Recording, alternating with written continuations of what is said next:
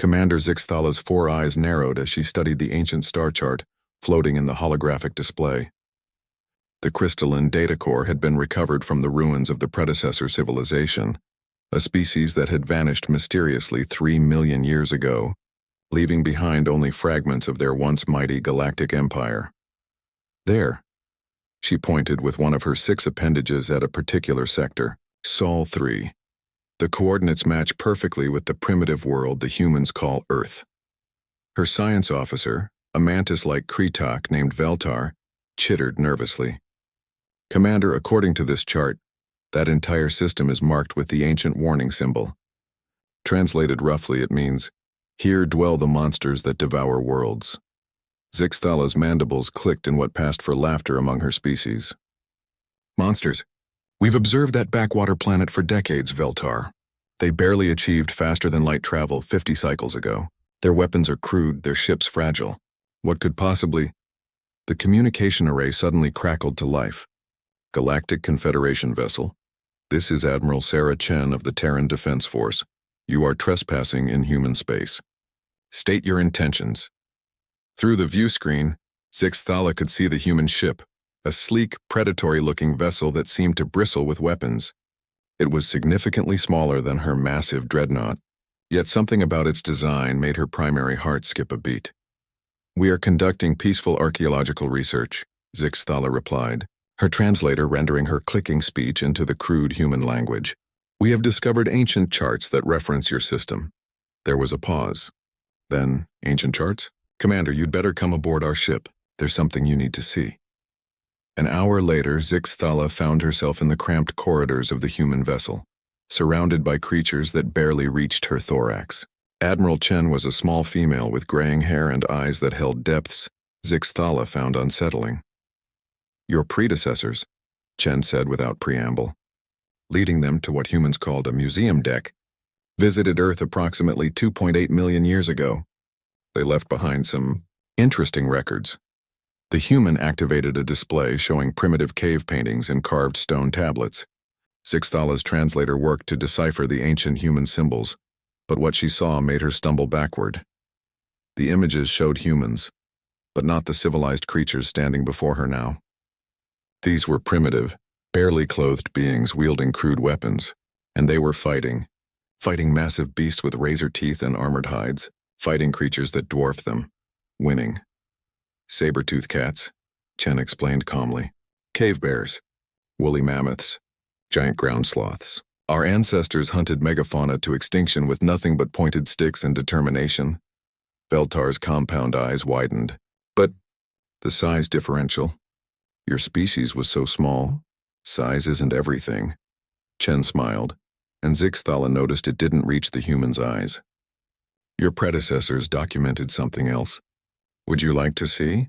The next display showed what appeared to be predecessor observation notes. Zixthala's own language skills were adequate to translate the ancient script. The small bipeds show unprecedented aggression toward their own kind. Observed: tribal warfare, ritualistic combat, territorial disputes resulting in mass casualties. Recommendation: avoid at all costs. Mark system as hazardous. "But humans are peaceful now," Zixthala protested. "Your species has achieved unity, exploration, scientific advancement." Admiral Chen's laugh was cold. "Commander, do you know how we achieved unity? We ran out of anything else to fight.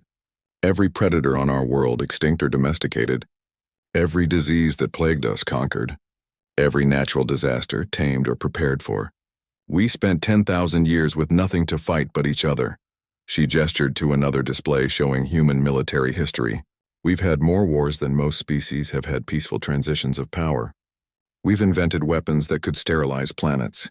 We've looked at every single thing in our environment and asked one question: how can I kill it?"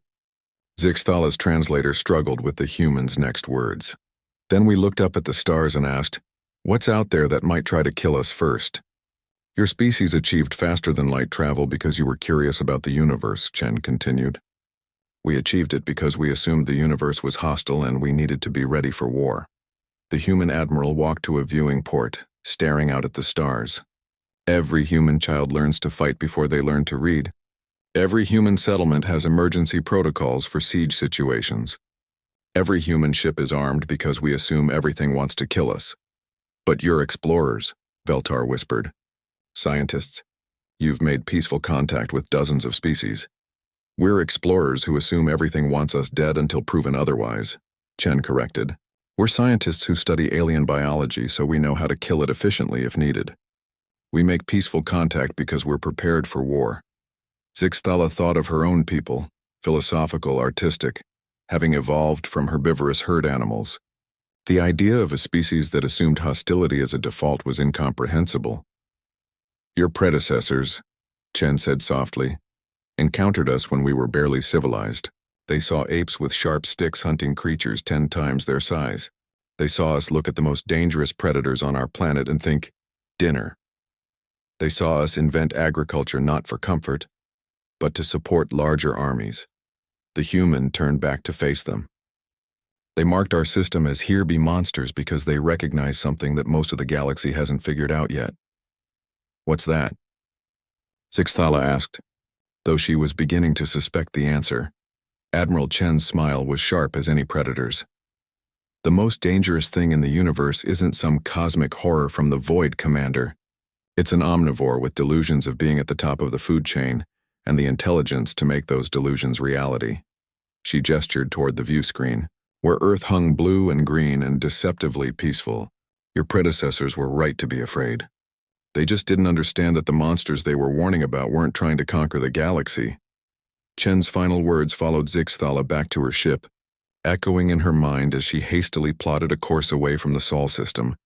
We already had. The ancient chart had been right all along. Here be monsters indeed.